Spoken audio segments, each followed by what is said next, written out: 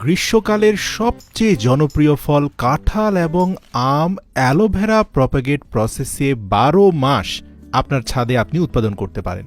এই প্রক্রিয়ায় কাঁঠালের ফলন হতে মাত্র ৩ মাস সময় লাগে এবং এত সহজ এই প্রক্রিয়াটি যে কেউ অনুসরণ করতে পারেন। শুরুতেই উপযুক্ত এক টুকরো বাকল আপনার পছন্দের কাঁঠাল গাছ থেকে ভিডিওতে দেখানো প্রসেসে একটা ধারালো ব্লেডের সাহায্যে চারপাশ থেকে কেটে আলাদা করে নিতে হবে।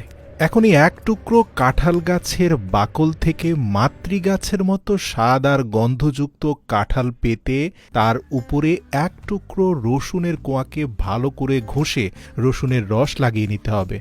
জার্মিনেশন প্রক্রিয়াকে শক্তিশালী করতে এই এক টুকরো কাঁঠাল গাছের বাকলের সাইজে আরেক টুকরো অ্যালোভেরা নিতে হবে, যার উপরিভাগের স্কিনটাকে ফেলে দিয়ে ভিডিওতে দেখানো প্রসেসে মাতৃগাছের বাকলটাকে পারফেক্টলি প্লেস করতে হবে।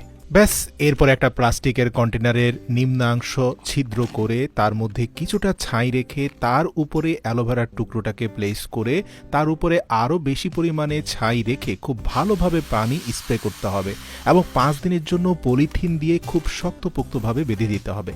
আপনার বেঁধে দেওয়া পলিথিনে কোনো ছিদ্র যদি না থাকে ৫ দিনের মধ্যে পারফেক্ট প্রপাগেশন হয়ে যাবে। মাথায় রাখতে হবে ৫ দিন পরে পলিথিন খুলে আর দ্বিতীয়বার পলিথিন বাঁধা যাবে না। এরপরে শুধু প্রতিদিন একবার করে আপনাকে পানি দিতে হবে টানা ১৪ দিন পর্যন্ত।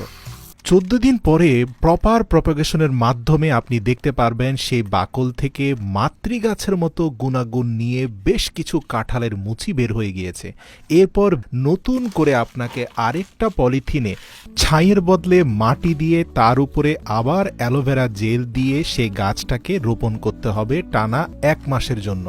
মনে রাখতে হবে কাঁঠালের বীজ থেকে জার্মিনেশন করা চারাগুলো যতটা শক্তিশালী হয়, প্রপাগেশনের মাধ্যমে বাকল থেকে তৈরি করা চারাগুলো খুবই দুর্বল হয়, কিন্তু এখান থেকে যে ফলের উৎপাদন হয় সেখানে মাতৃগাছের পরিপূর্ণ গুণাগুণ থাকে। নতুন পলিথিনের ব্যাগে টানা ১ মাস ধরে প্রতিদিন প্রয়োজন অনুযায়ী পানি দিয়ে গেলে ১ মাস পরে দেখতে পাবেন কাঁঠালের মুচিগুলো বেশ পরিপক্ক হয়ে গিয়েছে। কিন্তু এই মুচিগুলো থেকে পরিপক্ক কাঁঠালে রূপান্তরিত হওয়ার জন্য আরও বেশি পুষ্টিগুণের দরকার, যার কারণে বীজতলায় আরও বেশি মাটির প্রয়োজন। এখন আপনাকে পুনরায় একটা বড় বালতিতে বেশি পরিমাণে মাটি দিয়ে সেখানে পুনরায় পূর্বের মতো করে অ্যালোভেরা জেল দিয়ে নতুন করে চারাগাছটি সেখানে রোপণ করতে হবে। নিয়মিত একবার করে পানি দিয়ে গেলে ৬০ দিন পরেই দেখতে পাবেন আপনার মুচিগুলো পূর্ণাঙ্গ কাঁঠালে রূপান্তরিত হয়েছে। বলে রাখি, এই কাঁঠালের স্বাদ এবং গন্ধ হুবহু মাতৃগাছের মতোই হবে। খুবই সংক্ষেপে বলে দিতে চাই, আপনি চাইলে আপনার রসালো পেয়ারা গাছের যে কোনো একটি উপযুক্ত ডালের মধ্যাংশকে বাছাই করে একই প্রক্রিয়ায় সুস্বাদু রসালো পেয়ারা খেতে পারেন ১২ মাস আপনার বাড়ির ছাদে। মাথায় রাখতে হবে, এক্ষেত্রে পেয়ারা গাছের বাকল নয়, পূর্ণাঙ্গ ডালকে কেটে উপযুক্ত অংশের দুভাগকে ফেলে দিয়ে যেই অংশ থেকে প্রপাগেশন হবে তার অপোজিট জায়গাটাকে ভালো করে ধারালো ছুরি দিয়ে ছেঁচে নিতে হবে, যাতে খুব দ্রুত শিকড় গজাতে পারে।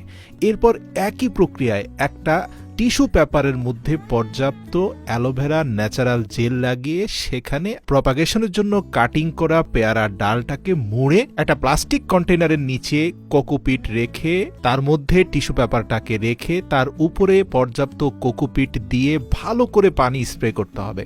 মনে রাখতে হবে, কাঁঠাল এবং পেয়ারার ক্ষেত্রে পার্থক্য হচ্ছে কাঁঠালের বীজতলায় আপনি ছাই দিয়েছিলেন, এখানে ছাই দিলে কাজ হবে না, এখানে আপনাকে কোকোপিট বা নারকেলের খোসার চূর্ণ দিতে হবে। প্রিয় দর্শক, এর পরের ধাপগুলোতে তেমন কোনো পার্থক্য নেই। যে বিষয়টা আপনাকে জানিয়ে রাখা প্রয়োজন, ১২ দিন পরে প্রপার প্রপাগেশন হওয়ার পরে গাছটাকে উঠিয়ে ভালো করে ধুলে আপনি দেখতে পাবেন নিচের যে অংশটা আপনি ধারালো ছুরি দিয়ে ছেঁচে দিয়েছেন সেই অংশে খুব ভালো করে শিকড় বেরিয়েছে। এরপর আগের মতোই প্রসেস, পলিথিন কন্টেইনারে মাটির মধ্যে অ্যালোভেরা জেল দিয়ে সেখানে নতুন চারা গাছটি রোপণ করবেন। ৪০ দিন টানা পানি দিলে আপনি দেখতে পাবেন পেয়ারা গাছটা বেশ বড় হয়ে গিয়েছে। তৃতীয় ধাপে কিছুটা পরিবর্তন আছে। বড় প্লাস্টিক কন্টেইনারে পেয়ারার চারা গাছটি রোপণ করার পূর্বে বীজতলায় পর্যাপ্ত মাটির সাথে কোকোপিট এবং চালের তুষ মিশিয়ে নিতে হবে।